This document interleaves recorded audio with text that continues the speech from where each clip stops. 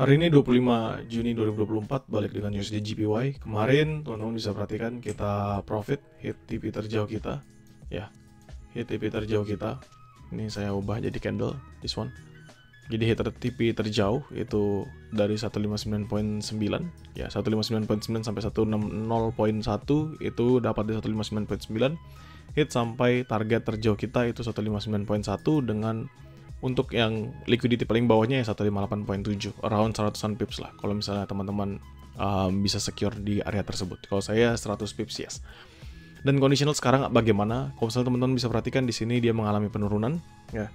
Dia tidak membentuk high yang baru. Jadi di sini high, low, lower high, lalu dia di sini nggak ada membentuk low lagi, tapi di sini ada high yang terus mengalami penurunan ya. Ini saya anggap equal aja, equal high, tapi dia secara garis besar membentuk lower high, lalu drop lagi lower low, dan sekarang akan nge-retest lower high. Oleh karena itu saya tadi majukan, ya teman-teman bisa perhatikan di sini, saya bisa pindahkan untuk area OB, ya this one. Ini ada order block yang oke, teman-teman bisa perhatikan, this one, ya. Ini dia bergerak naik, jadi dia drop, dia naik, lalu dihajar gap sekali, breakaway gap atau candlestick kuat drop ke bawah. Ini berarti signifikan banget untuk mempertahankan. Jadi saya patok di sini ya teman-teman. Ini saya lewatkan aja yang bagian atasnya. Kan teman-teman sudah kelewatan juga. This one, target di sini paling jauhnya sampai dia ke bawah sana. Ke bawah sana di mana? Di sini. Ini target terjauhnya saya.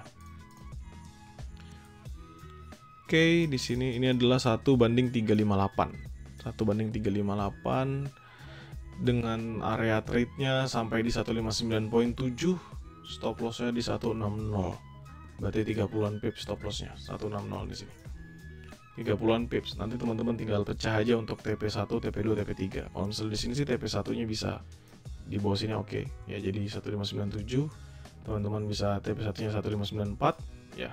Lalu TP jauhnya ada di bawah sini. Ya, pindah-pindahin aja. TP1, this one TP2. Dan ini adalah TP3-nya. TP3, kebalik. TP ini TP1, sorry ya. TP1, TP2, dan TP3-nya. Ini conditionalnya untuk trade USD JPY bagaimana, King? Jawabannya adalah selama dia nggak breakout trend line di sini. Ya, dia kan naik trend line. Ini ada bukan trend line ya, tapi lebih ke dia punya resistance sebelumnya. Jadi kan ada support dan dia breakout, dan saat ini berarti support tersebut menjadi sebuah resistance ya. Jadi selama dia nggak breakout balik ke atas sana, pas banget ini areanya, pas banget, this one.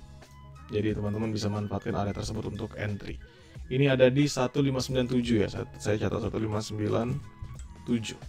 Jadi sebenarnya range buy-nya itu ada di bawahnya, 1597 sampai 1596 di bawah sini, atau 1595. Ini range untuk entry, bukan entry buy, entry sell-nya.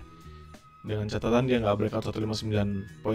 Kalau misalnya dia nggak break 159.7, teman-teman bisa sell for continuation.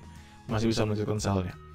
Jangan teman-teman nanti lihat dia break 1598, 1599 baru teman-teman entry. Nggak perlu. Kenapa? Karena patokan kita hanya di 1597. Untuk apa? Ya untuk dia melanjutkan penurunannya. Jadi dia nge-respect ini ya. Kalau kita ngomongin secara time frame besarnya kan ini uptrend ya. Ini conditionalnya uptrend, sangat uptrend.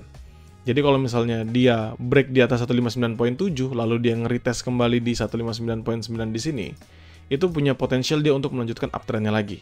Dan itu yang kita nggak inginkan sebagai seorang seller. Jadi kita patokannya hanya di 159.7 aja untuk entry sebagai sellnya kita. Ya, jadi tetap confirm. Walaupun nanti dia naik ke 159.9, 160.0 lalu dia drop, itu nggak sesuai dengan yang kita inginkan. Karena konfirmasi kita adalah lanjutan dari trendline minor ini. Ya, lanjutan dari trendline minor ini.